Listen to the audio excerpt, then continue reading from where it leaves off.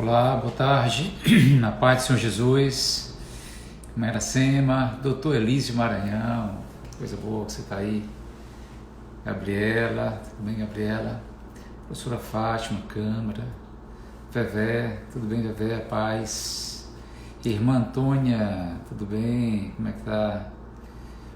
Doutor Elísio, homem de Deus, grande médico, a paz do Senhor Jesus, Vevé. Jaqueline Guimarães, saudade de você, Jaque, saudade grande. Meu amigo Breno, tudo bem? Grande abraço, saudade de você também, príncipe. Pastor Netinho aqui conosco, Pastor Netinho que mora em Natal, olha só que coisa boa. Saudade de você, pedalando ainda, né? Que coisa boa, também estou pedalando. Marcos Heleno, tudo bom, Marquinhos? Como é que você está? Aline, Lisiane, Paula, Dilara, Aline, coisa boa. Pastor Ribamar Rocha, meu primo querido, tudo bom, primão? Gente, esse aí é o meu primo, grande pastor, homem de Deus, pastor Ribamar. Raquel Alves, tudo bom, Raquel? Saudade, pastor Neto, vamos voltar a pedalar qualquer dia, aqui em Fortaleza. Andréa, um abraço no Magno. Fernandinha, tudo bom, Fernandinha? Meu amigo Léo, coisa boa, gente. Bem-vindos, boa noite. Marcos Vinícius, como é que você tá, meu irmão? Tudo bem? Camilinha, tudo bom, Camilinha? Um abraço. Pois é, eu queria que a Barracuda, eu queria que você dissesse como é seu nome. Fico pensando quem é Barracuda Audaz. Também te amo, primão, isso é uma bênção. Ana Lúcia, Adriele, meu amigo Leandro, tudo bem, Leandro? A Barracuda é o Vanderval? Ah, que bom, grande Vanderval. Que bom, meu irmão. Esse é o nome de um equipamento militar da Marinha, né? Barracuda, eu acho que é. Ô, André, obrigado. Vou dar esse abraço nela assim, esse beijo, viu? Pode deixar. Olá, Viláucia, meu amigo Evaldo, tudo bom, Evaldo? Cadê a Regina? Tá por aí? Viláucia, Paula. Ah, equipe de natação, né, Vanderval? Que bom, que coisa boa. Grande Thiago, Karine, Pinheiro, tudo bom, Pinheiro? Ah, o Igor, né, meu amigo Igor, tudo bem? Igor vai ser papai de menino, é o Levi. Renata, como é que você tá? Seu paizinho, Renata, tá bem? Seu pai tá melhor? Como é que foi a cirurgia dele? Tudo certo? Oramos. Emanuel, paz, Ivoneide, tudo bom, Ivoneide? Gente, um prazer estar com vocês aqui para mais um momento, né, de palavra e oração. E hoje nós vamos dar continuidade ao tema desta semana, o Evangelho da Graça. Um abraço para a Jordana, querida, tá aí com a gente, Natécia. Paz, Natécia, tudo bem, né? Olha só, então nós estamos falando sobre o Evangelho da Graça. E o livro básico, né, que nós estamos estudando nesta semana é o livro de Gálatas, tá certo? Então quero que você esteja comigo lendo o livro de Gálatas nesta semana. São só 6 capítulos, gente. No instante você começa e menos, né, do que você espera, você já está concluindo, tá bom? Vale a pena, tá? Abraço ao Marcos. André Vitor, filho querido, tudo bom, André? Um abraço, príncipe, Deus te abençoe. Isso é uma bênção, saudade, viu? Grande homem de Deus, grande André Vitor. Um abraço. Helena Siqueira. Olha só, nessa semana nós estamos estudando o livro de Gálatas. E dentro do contexto, né, do tema o Evangelho da Graça, eu acho muito importante que cada vez mais a gente venha entender o que é exatamente o Evangelho do Senhor Jesus Cristo, o que é que ele representa para a igreja, o que é que ele é para as nossas vidas enquanto cristãos, tá certo? E são verdades que nós não podemos nunca nos afastar dela. O intuito do presente estudo é tornar o seu, digamos assim, o seu discipulado, né, mais firmado na palavra e entendendo certos valores e posicionamentos defendidos pela igreja, como a graça do Senhor Jesus Cristo. Né? Então, é isso que nós estamos estudando essa semana e é isso que nós nos propomos, tá certo? Eu desejo que você esteja bem, que você esteja bem firmado na palavra, para até mesmo combater certas coisas que vêm, não é, e que vêm contra a igreja, tá certo? Então, quero que você leia, né, na medida do possível, leia o livro de Gálatas inteiro. E para isso hoje eu vou começar, tá bom? E quero convidar você a abrir sua Bíblia. Eu quero que você leia conosco Gálatas 2, Gálatas capítulo 2, tá bom? Eu vou ler do 19 ao 21. Então hoje, tá certo? Eu quero que você anote aí, Leandro, me ajude. Gálatas 2, do 19 ao 21. Está escrito assim: porque eu, mediante a própria lei, morri para a lei, a fim de viver para Deus. Estou crucificado com Cristo. Logo, já não sou eu quem vive, mas Cristo vive em mim. E esse viver que agora tenho na carne, vivo pela fé no Filho de Deus, que me amou e a si mesmo se entregou por mim. Não anulo a graça de Deus, pois se a justiça mediante a lei, segue-se que Cristo morreu em vão. É assim. Nossa proposta é que você conheça o Evangelho da graça do Senhor Jesus Cristo. E hoje, já começando a pontuar, não é? Porque nós ontem fizemos uma introdução muito extensa, tá certo? E hoje eu preciso caminhar um pouco mais rápido para a gente poder falar mais coisas, né? Então, Pedro, eu preciso conhecer o Evangelho da graça de Deus. Eu desejo mais conhecimento. Eu desejo conhecer esse Evangelho da graça de Cristo. Pedro, como eu procedo? O que eu devo fazer? Olha só, a primeira coisa que eu pontuo hoje, nessa tarde tão especial, eu quero que você anote, é viver firmemente posicionado ao lado da verdade. Estar firmemente posicionado ao lado da verdade. Você entende isso? É muito importante que você esteja posicionado ao lado da verdade. E a verdade que nós estamos falando aqui é Cristo, porque Jesus, ele é a verdade. E a palavra de Deus é a verdade, não é, de Cristo. Você entende isso? Então, olha só lá em João, não é, no capítulo 1, quando ele fala, não é, e era o verbo se fez carne, e o verbo habitou entre nós, não é? O verbo é o próprio Jesus Cristo. Não é? No princípio era o verbo estava com Deus, e o verbo era Deus, ele estava no princípio com Deus, todas as coisas foram feitas por intermédio dele, e sem ele nada que foi feito se fez. A vida estava nele, e a vida era a luz dos homens.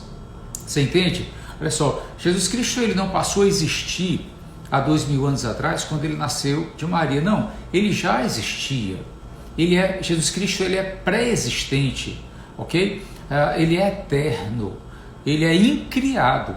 Então, quando a gente trata da verdade acerca de Cristo, você vai ter que entender que essa verdade, ela é antes da criação, não é? Ela é antes de todas as outras coisas. A verdade acerca de Cristo, ela existe antes da criação, antes do mundo existir, antes de eu e você existirmos. Antes de tudo, vem Jesus como o verbo de Deus, com a palavra do Senhor.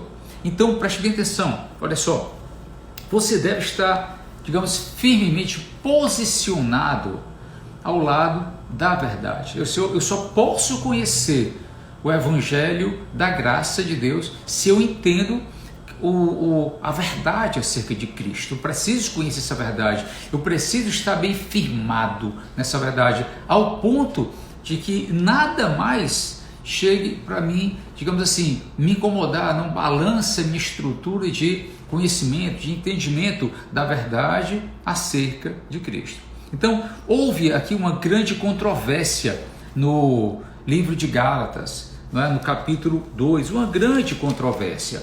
E ele começa, olha só, falando da seguinte maneira. Eu vou ler para você agora Gálatas 2, a partir do verso 1.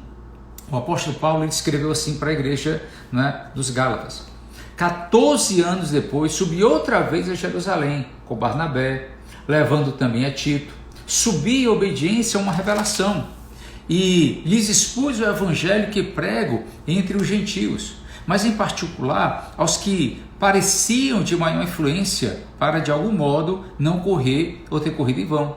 Contudo, nem mesmo Tito, que estava comigo, sendo grego, foi constrangido a circuncidar-se. E isto por causa dos falsos irmãos que se entremeteram com o fim de espreitar a nossa liberdade que temos em Cristo Jesus e reduzir-nos à escravidão, aos quais nem ainda por uma hora nos submetemos, para que a verdade do Evangelho permanecesse entre vós. E quanto àqueles que pareciam ser de maior influência, quais tenham sido outrora, não me interessa, Deus não aceita a aparência do homem, esses digo que me pareciam ser alguma coisa, nada acrescentaram.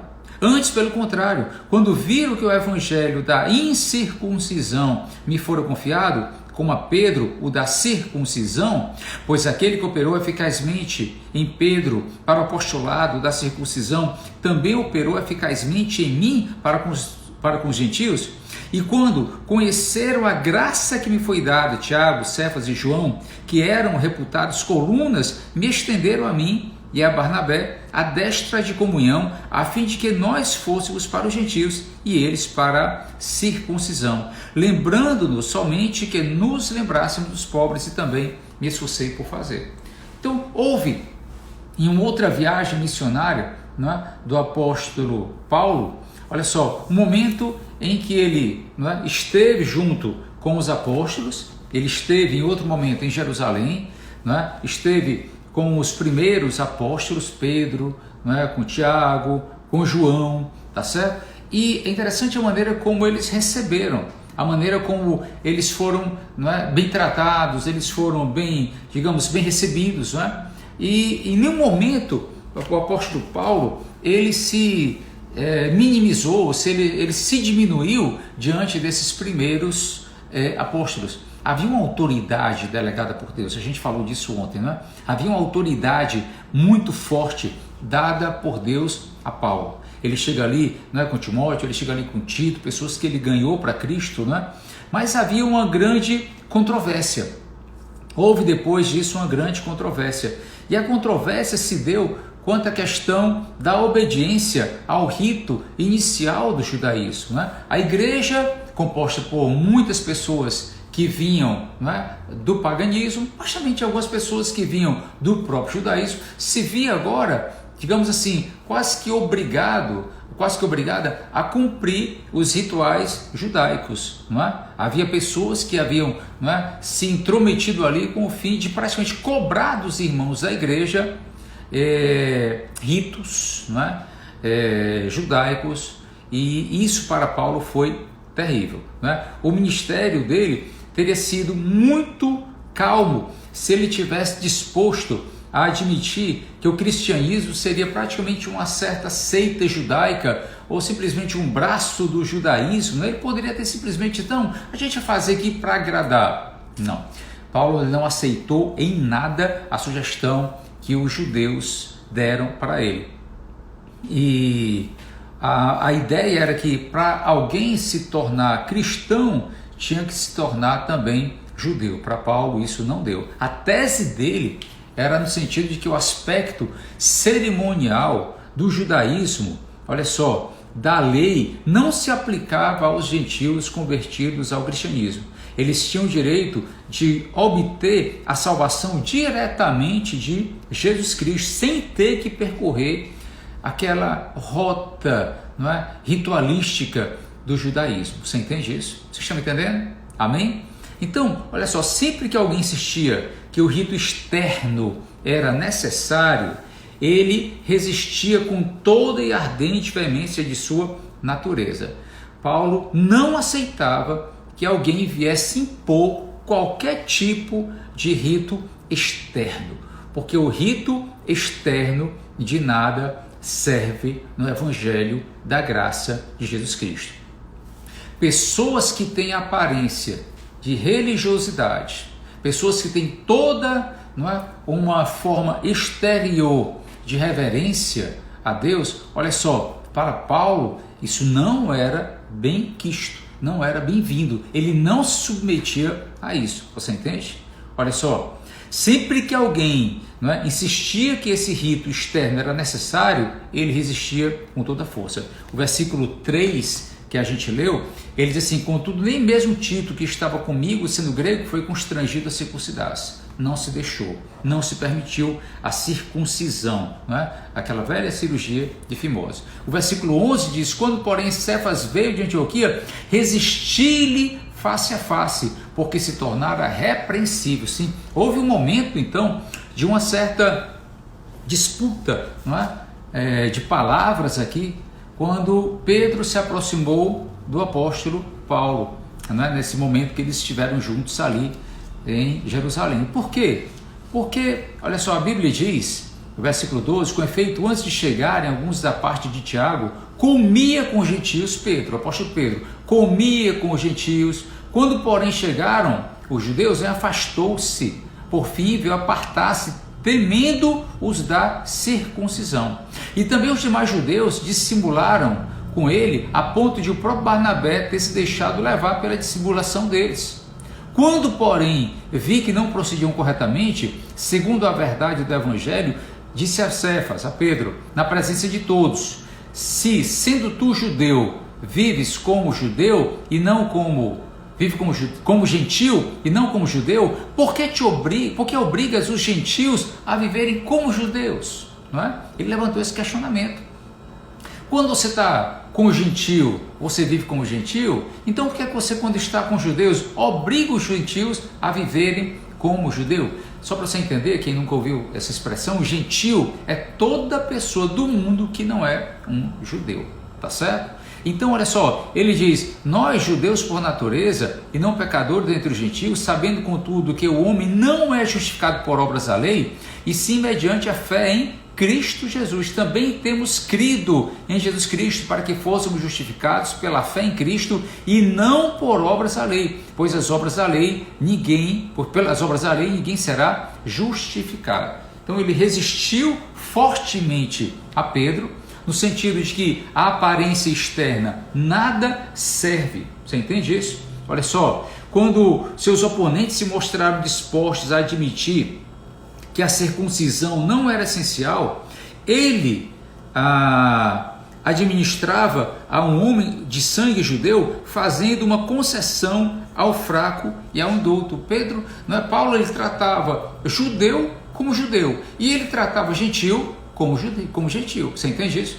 Houve um momento em que ele realmente teve que dizer: olha, você que é judeu, faça a sua circuncisão, mas não obrigue os gentios a fazerem, porque não precisa. Nós fazemos parte, de acordo com a palavra, do evangelho da incircuncisão. Para quem nunca ouviu falar isso, entenda, eu queria que você guardasse. Eu e você, nós fazemos parte do evangelho da incircuncisão, ok? E se a nossa circuncisão é necessária, é a circuncisão do coração através de Jesus Cristo, o nosso Senhor. Amém? Notemos que, se quisermos ser bem-sucedidos no ministério do evangelho da graça do Senhor, a verdade de Deus tem que operar em nós, como diz ele no versículo 8, pois aquele que operou eficazmente em Pedro para o apostolado da circuncisão, também operou eficazmente em mim para com os gentios. Então, olha só, a verdade, ela tem que ser dita, a verdade, ela tem que ser manifestada, para que o evangelho da graça também seja manifestado. Eu e você, nós temos que conhecer essa verdade.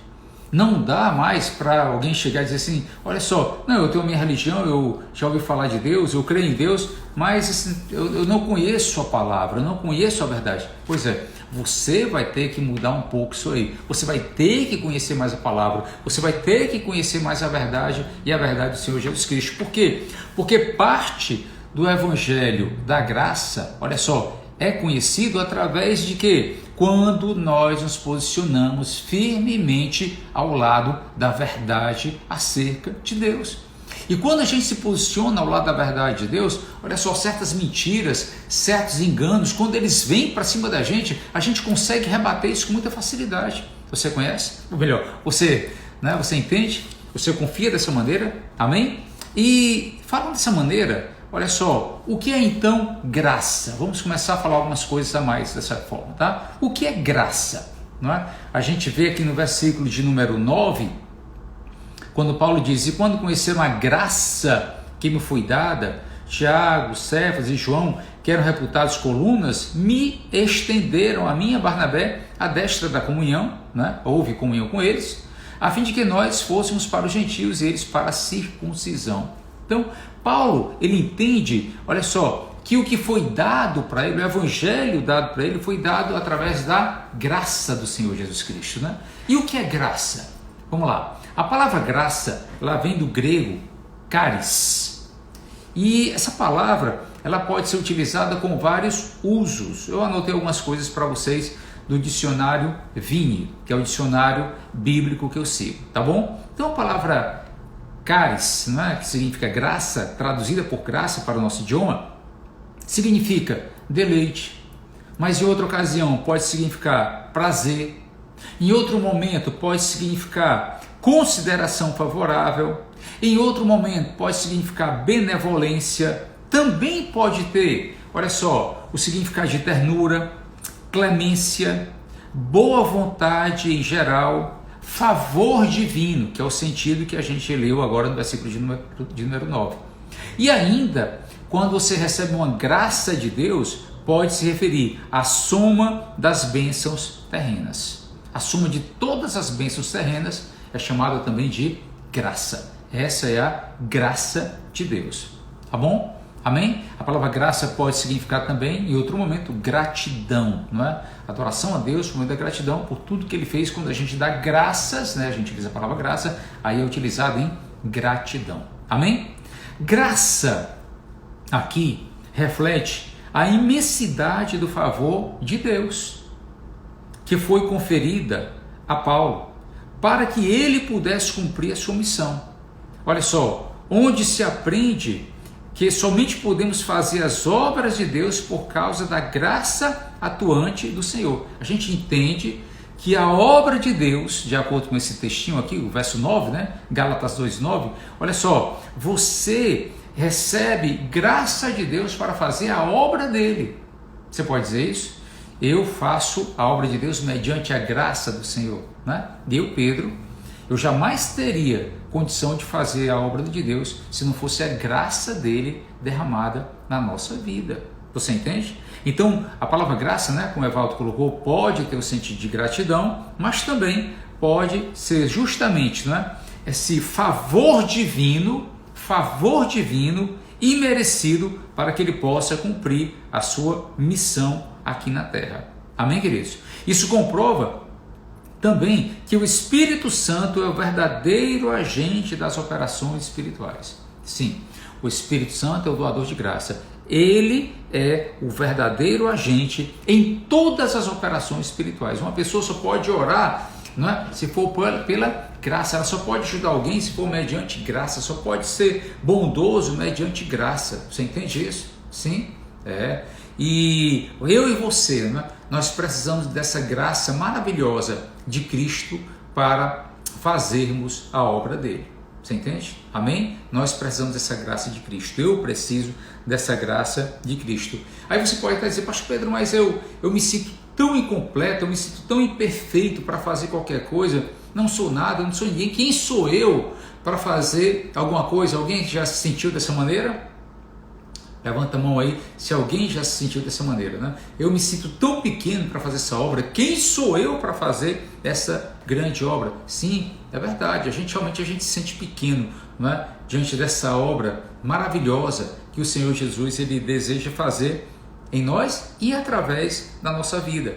Agora, olha só, é por meio delas, não é, que o obreiro cristão ele é transformado. Você entende? É por meio dessa graça que o servo de Deus, que o Filho de Deus, ele é justamente transformado, não é? Cada vez mais segundo a própria imagem de Cristo.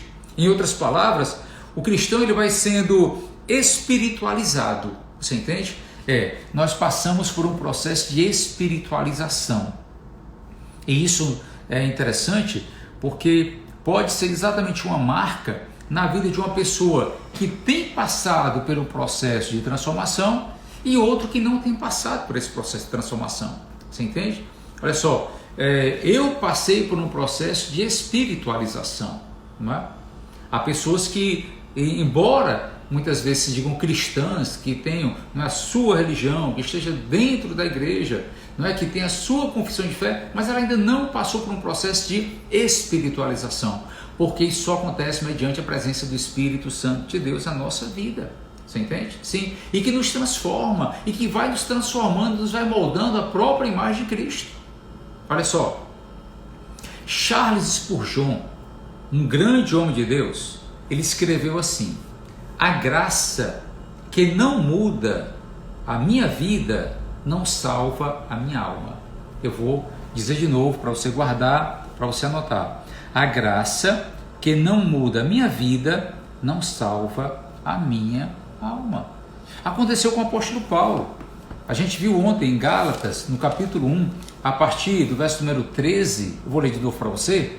Diz assim: porque ouvistes qual foi o meu proceder outrora no judaísmo, como sobremaneira perseguia eu a igreja de Deus e a devastava. E na minha nação, quanto ao judaísmo, avantajava-se a muitos da minha idade, sendo extremamente zeloso das tradições de meus pais. Então Paulo, ele mudou de o grande perseguidor da igreja, não é, do judaísmo, para alguém, olha que coisa linda, para alguém que defendia a obra de Cristo, para alguém que promovia a obra de Deus, para alguém que era evangelista, era missionário, era alguém que estava na frente da obra. Você entende isso? Sim, é verdade.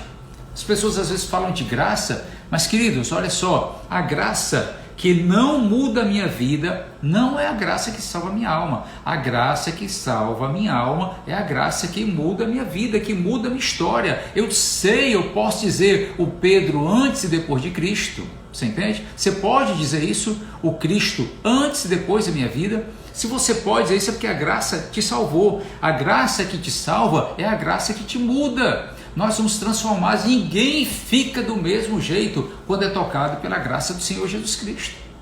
Quem pode dizer amém?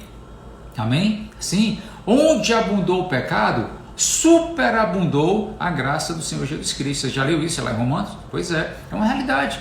Onde abundou o pecado, superabundou a graça do Senhor. Agora, não é dizer que onde há o pecado está a graça, aí não dá, meu amigo. Aí não dá. Muito pelo contrário.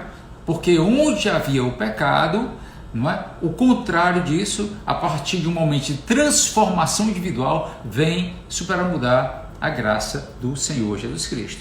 Então, graça é a palavra que, digamos assim, que sumaria, né? Que coloca em termos de tópicos, não é? Que coloca em termos de lista, de relação, todas as obras de Cristo.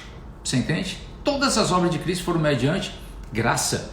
Tudo vem pela graça. E a graça é para todos. Sim, a graça é para todos. Então a graça, você pode considerar a graça de Deus como uma escada. Imagine a graça sendo uma escada que desce do céu até o homem. A graça, ou não é o evangelho da graça, é uma escada que desce do céu até ao homem. Nunca, jamais o contrário. A graça nunca vai ser uma escada que sai do homem até Deus. Não, irmão, aí não. Aí são obras. Aí é farisaísmo, você entende? Sim, aí é farisaísmo. Aí é religião, aí é só religião. Não tem a graça do Senhor. Amém? Olha só, com a futilidade dos esforços humanos tentando subir até Deus, é a Torre de Babel.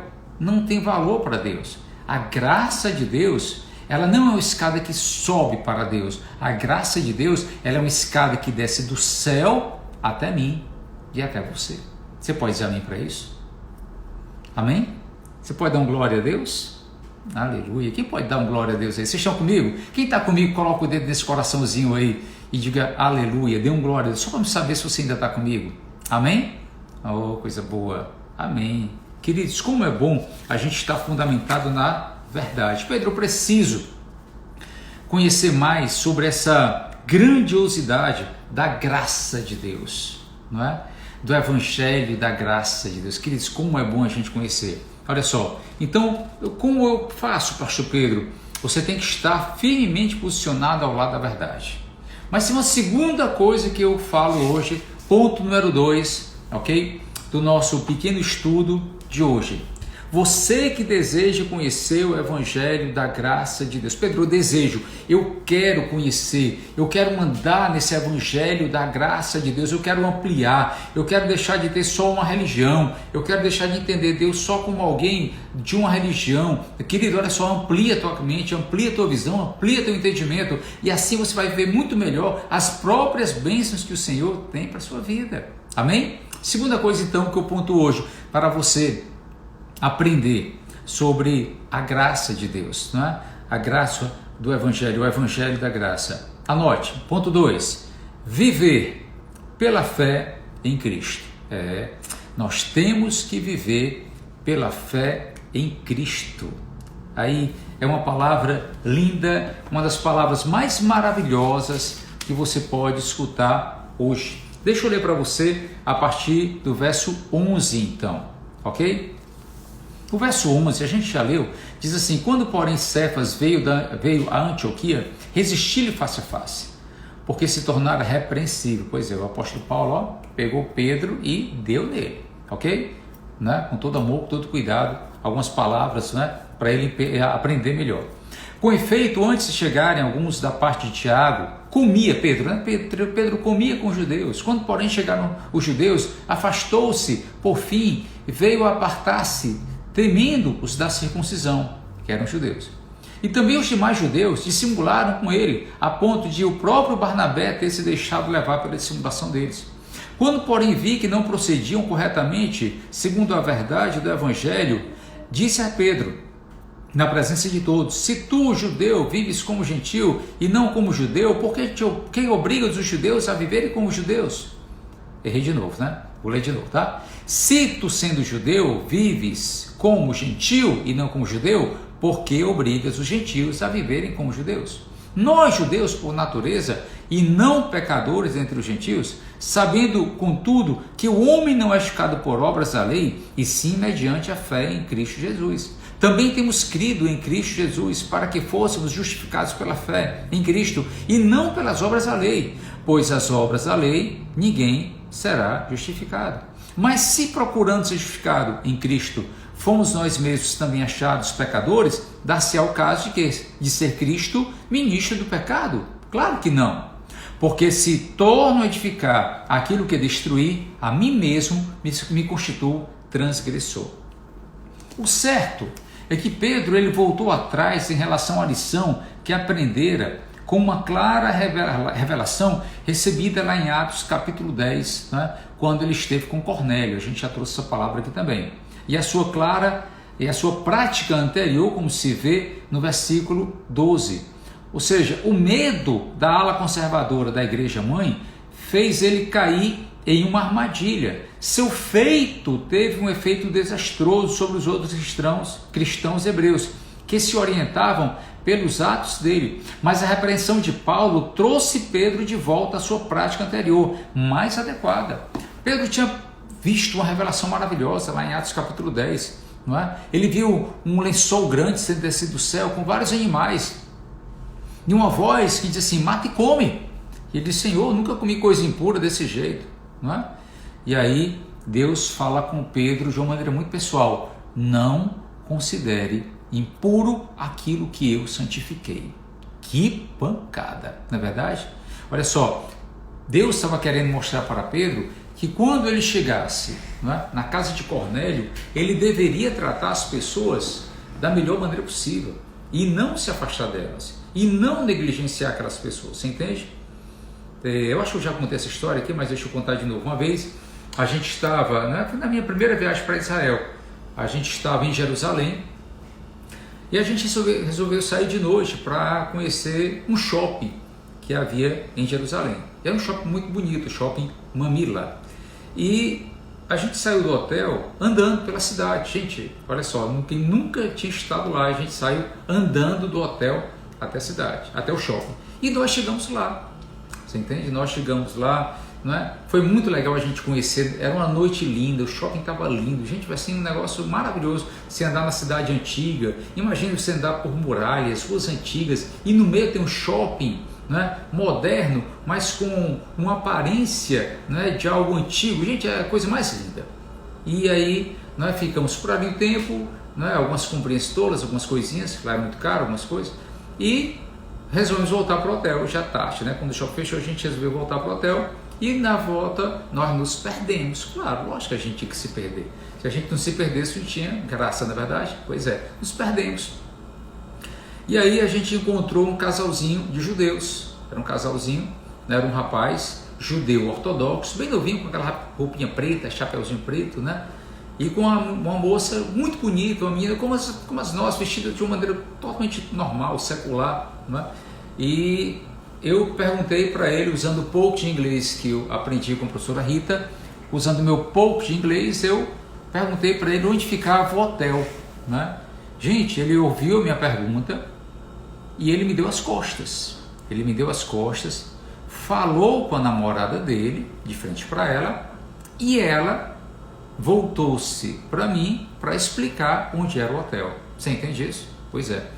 Eles nem sequer falam com os judeus, com os gentios. Eles não podem falar com os gentios. Você entende? Ainda hoje. Ainda hoje. Então, olha só, Pedro, a maneira dele agir era assim: quando ele estava com os gentios, ele era como se fosse um gentio, não é? Um cristão gentil. Mas quando ele estava com os judeus, ele era judeu. Isso irritou tremendamente Paulo, e Paulo colocou Pedro no canto dele. Ele disse: a repreensão de Paulo trouxe Pedro de volta à sua anterior prática, né, de tratar os gentílicos como pessoas irmãos, né, como irmãos em Cristo. Assim, Paulo passa a demonstrar que a morte de Cristo tirou-nos inteiramente da esfera da antiga lei, com suas restrições e as distinções entre o limpo e o impuro, entre judeu e gentio. Você entende isso? Se o ponto de vista conservador estivesse certo e fosse errado comer em companhia de gentios, então tudo que Jesus fez e ensinou estaria errado também. Ele fez tudo isso em vão. Você entende? Porque Jesus sentou, comeu, conversou com o povo gentil. Por essa causa, Paulo faz a memorável confissão sobre o poder da cruz em sua própria vida. Quando ele fala, olha só, a partir do verso 19, Paulo diz assim: porque eu, mediante a própria lei, morri para a lei, a fim de viver para Deus. Estou crucificado com Cristo. Quantos de nós podemos dizer isso? Quantos aqui podem dizer: eu estou crucificado com Cristo? Você pode dizer? Tem alguém aqui que pode dizer dessa maneira? Olha só, logo já não sou eu quem vive, mas Cristo vive em mim. E esse viver que agora tenho na carne, vivo pela fé no Filho de Deus, que me amou e a si mesmo se entregou por mim. Não anulo a graça de Deus, pois se a justiça mediante a lei, segue-se que Cristo morreu em vão. Amém? Gálatas 19 a 21. Quem pode dizer isso? Quem pode dizer isso? Estou crucificado com Cristo. Você pode dizer isso? Estou crucificado com Cristo. Amém? Sim. Olha só, já não sou eu quem vive, mas Cristo vive em mim. Foi essa a frase marcante do apóstolo Paulo. Ela se levantava, né, a graça entre ele e o passado. A graça se levanta, então, entre ele e o passado. O seu ego estava pregado na cruz. E a nova vida que levava não mais provinha do esforço de guardar a lei, mas da vida de Jesus que havia em seu interior, não de forma exterior. Você entende? Olha só, a nova vida de Paulo se levantava, né? ela não mais provinha do esforço de guardar a lei, mas da vida de Jesus em si. Você entende o que é graça? Graça sou eu viver a vida de Cristo em mim.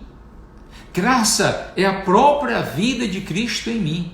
A graça é o próprio amor de Cristo, a própria presença dele na minha vida. Não é o meu esforço, não é que me leva à salvação, não, nunca mais vai depender de obras da minha vida, mas depende inteiramente de Deus. Você sabia que você é salvo mediante a única obra exclusiva de Deus na sua vida e nunca sua? Isso é graça.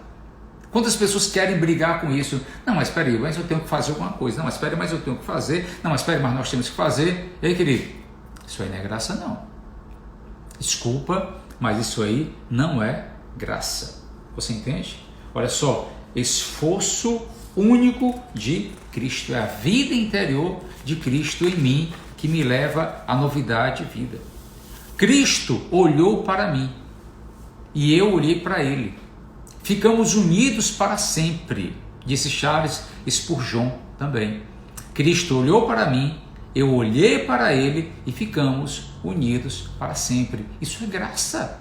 Você entende que isso é graça? Por essa causa, não é o que o homem pode cativar de Cristo, que serve de âncora para a segurança e salvação de sua alma, mas antes é a apreensão de Cristo, ou seja, é o apropriar-se de Cristo, onde Deus atinge os homens por intermédio da cruz. Olha só, eu queria que você entendesse uma coisa. Pedro, o que é a graça de Deus? A graça de Deus é você viver para Deus. Mas é muito mais por quê? Porque Deus desceu uma escada do céu para te tocar, do que você estender uma escada da terra para tocar a Deus. Você entende isso? Amém? Olha só, quando a gente vive para Deus, a vida física entra totalmente em contraste com todo e qualquer outro tipo de vida. Você entende? Viver para Deus, não é? A vida física, ela entra em contraste com a própria morte. A vida em seu estado ético ou moral, ou seja, a vida espiritual, ela é vinda através do Espírito Santo. Sim, nós vivemos um novo padrão de vida, é a vida espiritual, é a vida através do Espírito Santo, é a vida do ponto de vista ético, é a vida ética em sua essência.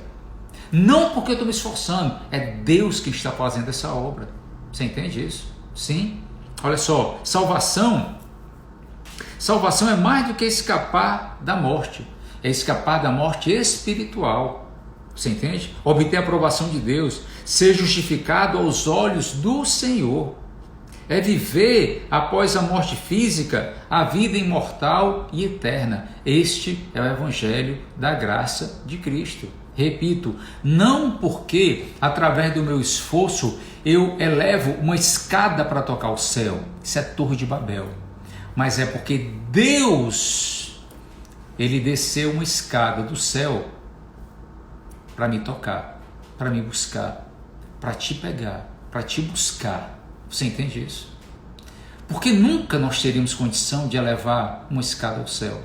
Só Deus para descer dele e nos alcançar, queridos. Eu amo essa palavra do Senhor. E aí nós somos crucificados com Cristo, não é?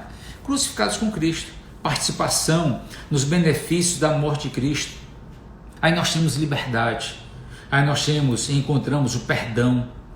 E a partir daí vem, por causa da presença do Espírito Santo de Deus na nossa vida, o desejo de não mais pecar. Ah, Pedro, mas é porque pela graça eu posso pecar e está tudo bem. Não, meu irmão, está tudo errado dessa maneira. Não, a graça de Deus, trazida pela própria presença do Espírito Santo de Deus na nossa vida, ela nos dá um desejo louco que nunca mais queremos pecar. Quem pode dizer amém para isso? Amém? Amém. Alguém aqui pode dizer assim, eu passei a ter aversão ao pecado? Alguém pode dizer? Eu passei a ter aversão ao pecado? Se alguém aqui pode dizer isso, na minha vida cristã, eu passei a ter aversão ao pecado, entenda, não é obra sua, foi o próprio Espírito Santo de Deus quem fez essa obra. Dê um glória a Deus. Quem pode dar um glória a Deus? Só quem está comigo dá um glória a Deus, que eu já estou sentindo uma unção tremenda aqui, gente. Aleluia. Glória a Deus. Pedro quer estar crucificado com Cristo. Está crucificado com Cristo. É você viver um companheirismo moral e espiritual com Cristo. Eu sou parceiro de Jesus.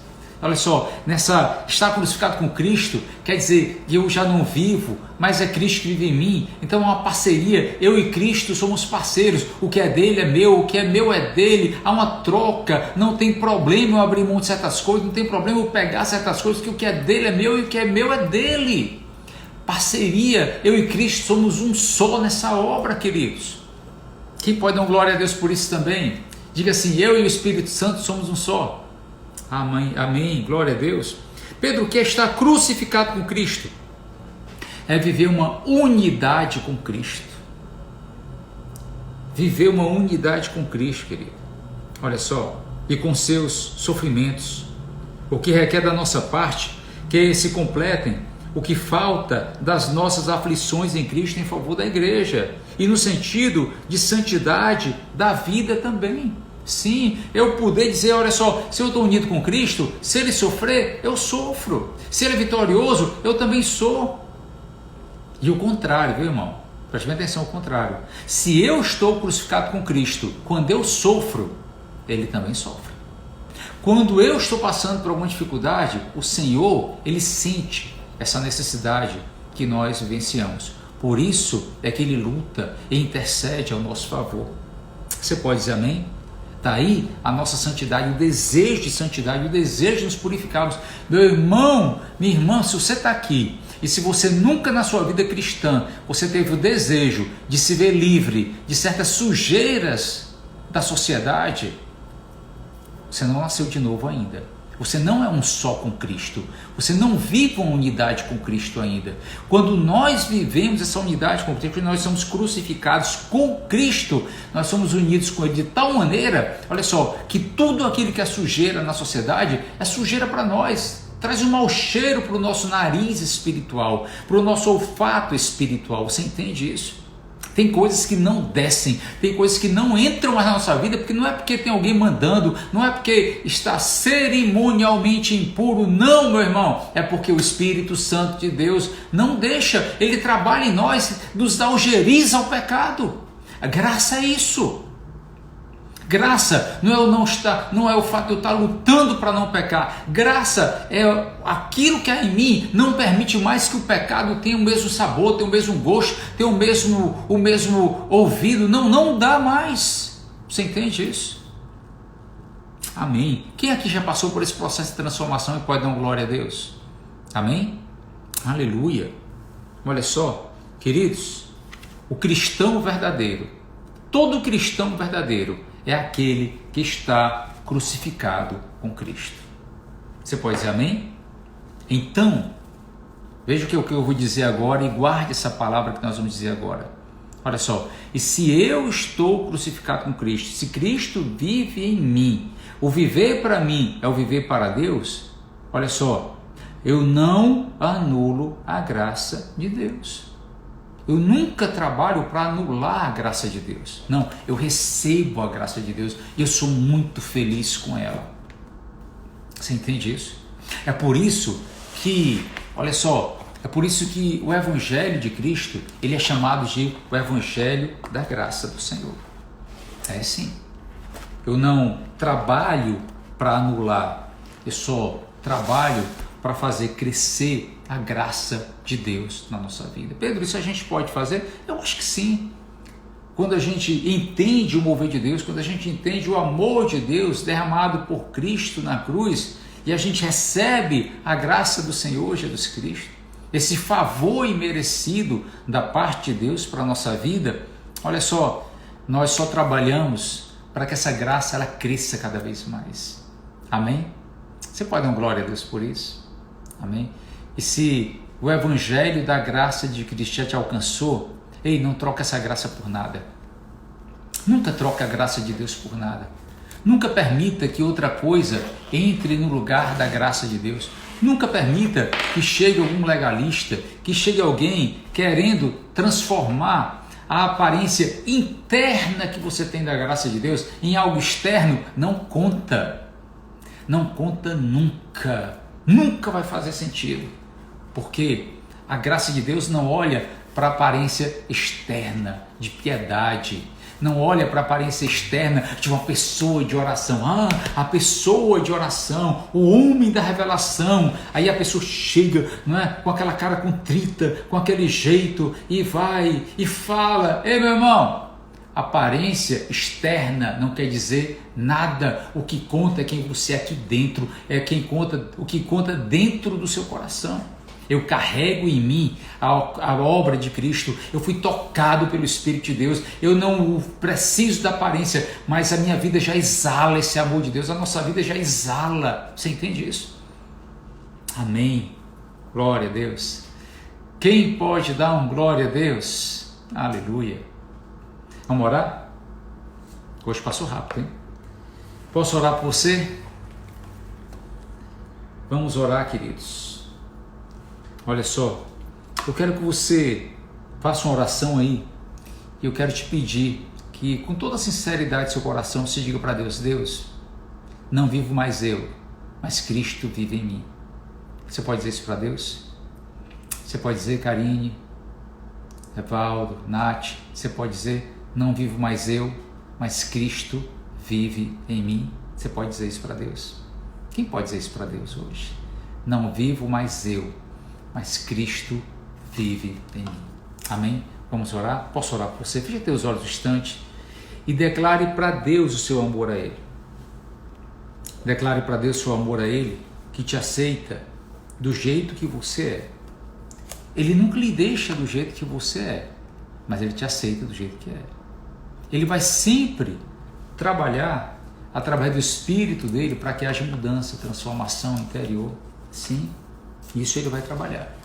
Mas, olha só, a obra dele, ela é maravilhosa. E é a obra dele quem vai fazer essa transformação na nossa vida. Amém? Pai, eu quero te louvar e te glorificar por cada pessoa que está aqui. Te peço que o Senhor abençoe, trazendo paz, trazendo revelação, conhecimento, instrução acerca do Senhor e da sua vontade para cada um aqui. Pai, eu te peço, em nome de Jesus, que o Evangelho da Graça seja conhecido. Que quem está aqui hoje, Pai, nos ouvindo, esteja firmemente posicionado ao lado da Tua verdade. Que a Tua verdade prevaleça, que a Tua verdade prevaleça acima, Pai, de qualquer coisa na nossa vida, Senhor. Em nome de Jesus Cristo. E que tenhamos coragem, Pai, para confrontar aquilo que não vem de Ti, aquilo que é mentira, aquilo que é engano, aquilo que, embora tenha uma aparência de algo ritualmente puro, meu Deus, não tem condão, não tem, meu Deus, valor diante do Senhor nenhum. Em nome de Jesus. Eu te peço também que cada um que está aqui viva, aprenda a viver pela fé em Cristo, pela fé no Senhor Jesus Cristo, Pai. Que vivam, meu Deus, uma vida nova, mediante a graça do Senhor, uma vida para Deus, ó Pai, em nome de Jesus, que vivam uma vida, Pai, como se estivessem crucificados com Cristo, meu Deus, para tudo que é mal, para o mundo, meu Deus, para as suas paixões, Pai, meu Deus, para as suas loucuras, e que o Senhor fortaleça cada um aqui, em nome de Jesus, Pai. Te peço também, de uma maneira especial, pela saúde dos seus filhos que estão enfermos, a Maria Tainara, a Alzeneide, o Iago Felipe, o Raimundo Jovan, meu Deus, o Alain, a Jaqueline Ellery, o Luiz Henrique, o Benício, o Antônio Vinícius, a Maria Holanda, a Carol Furtado, o Arthur Wagner, a Rebeca, o Dr. Nilton, a Magda, o pastor Ivonildo, o Glauber e o Glauco, o Breno e a Verusca, o Carlos Roberto e o Marcos Stan, meu Deus, estão com câncer, que o Senhor alivie, meu Deus, na vida dos teus filhos, ó Pai, em nome de Jesus. Te peço, ó Pai, pelo ânimo, pela saúde espiritual, mental, da Roberta Ronce, da Isineida. Te peço pela saúde física do Jabas Roriz, da Geis, do Fábio, do Alex e da Lin, do Valderi, do Isaac, do José Conrado. Eu te peço pela criança, o Davizinho, Pai, recém-nascido, que está com dificuldades, que o Senhor abençoe em nome de Jesus. Te peço pela vida da Luiziânia, da Renata Holanda, da Thaís Bruno, da Jovelina, do Giovino, do Cláudio, da Maria Débora, da Valência, do Marcos Gadelha, da Thaís Germano, do Jonatas e da Roberta, da Chaguinha, do Altenor, da Cláudia, do Tom Arruda. Te peço pela vida do Eimai, da Niraís, da Janoca e do Valdir, do Gabriel Aquino, da Astrid, da Dona Francisca, da Maria Teixeira, do Anselmo, que o Senhor trabalha, ó Pai, dê um coração novo para ele. Te peço, Senhor, tire todo o câncer da vida da Sandra. Te peço, Senhor, cuide da Dona Helena, que fez essa cirurgia hoje, Pai, que ela tenha uma rápida, pronta recuperação e que haja cura ali na vida da Dona Helena, em nome de Jesus. Te peço pela vida da Dona Elismar, da Fabiana Araújo, do Evaldo, a questão dele na justiça, Pai, de aposentadoria no INSS, que o Senhor dê vitória ao Evaldo, que o Senhor abençoe a Neuma Regina, a Regininha, que está pedindo oração também. Te peço pela vida do Rodrigo Medeiros, da Raquel Norões, do Adenilton, do Francisco Dimas, que está com câncer, e do seu Edilson, Pai. Que o Senhor tire todo o câncer da vida do seu Edilson e dê vitória ao teu filho, à sua família, em nome de Jesus Cristo. Que o Senhor abençoe todo o corpo de saúde, ó Pai, do estado de Ceará. Meu Deus, trazendo saúde, trazendo paz, trazendo ânimo, fortaleza para a glória do teu nome. Eu te peço pelo presidente Bolsonaro, pelo governador Camilo Santana, pelo prefeito de Fortaleza, Roberto Cláudio, e demais prefeitos do município do estado de Ceará, em nome de Jesus Cristo, para a sua glória. Te peço um ano especial pela saúde do presidente, que foi diagnosticado com Covid. Que o Senhor dê vitória ao teu filho, Pai. Que o Senhor lhe livre de todo mal, bem como toda a sua família. Te peço essas bênçãos, pela fé te agradeço, no poderoso nome de Jesus. Amém. Amém? Glória a Deus, queridos. Que bom. Amanhã a gente está aqui, mais uma vez, mais um momento de live, de palavra. Vou trazer, não é? Gente, eu vou trazer mais conhecimento sobre o assunto e eu quero que você esteja comigo. Amém? Vamos continuar orando amanhã, tá certo? Deus, tenho certeza que o Senhor vai fazer uma obra bem linda na sua vida, na vida da sua família inteira. Fica firme, tá bom? Quero te fazer um convite muito especial, de você estar conosco hoje no nosso culto online da Nova Criação. O pastor Sábio está trazendo uma palavra maravilhosa. Eu queria convidar você a estar conosco hoje às 19h30. Você entra no YouTube lá na Nova Criação e você vai pegar a estreia desse culto maravilhoso hoje às 19h30, nosso culto de oração, tá bom? Deus te abençoe, beijão e até amanhã. Tchau, tchau.